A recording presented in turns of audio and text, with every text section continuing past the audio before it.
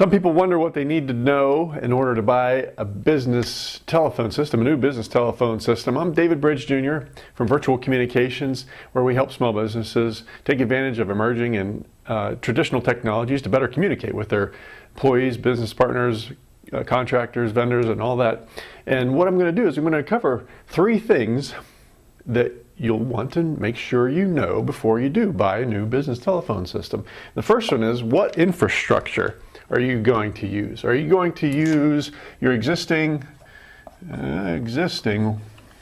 wiring? And when I'm referring to existing wiring, existing digital wiring. So most businesses these days are going to the point where they're going to transition from analog lines, digital lines, to single pair lines to a LAN. So that's the other one. Are you going to use that, or are you going to transition into putting the phones on your LAN and doing an IP-based phone system? IP, PBX, hosted. How's it going to play out? This is a digital. So, you got to make that decision. Which one do you want? You want a digital system, an IP system, hosted phone system? Those are the things, one of the things so it's going to determine what infrastructure that you're going to use.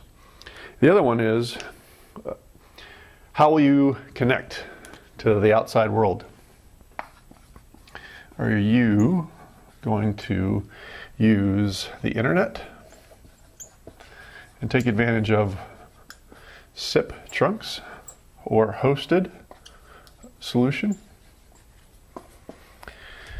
Or are you going to connect to the local exchange carrier and just use regular phone lines or PRI, those kind of things? How are you going to connect to the outside world? There's questions you got to ask. Some of the ones are based on your connection. And then the last one is, how do you want to pay for it?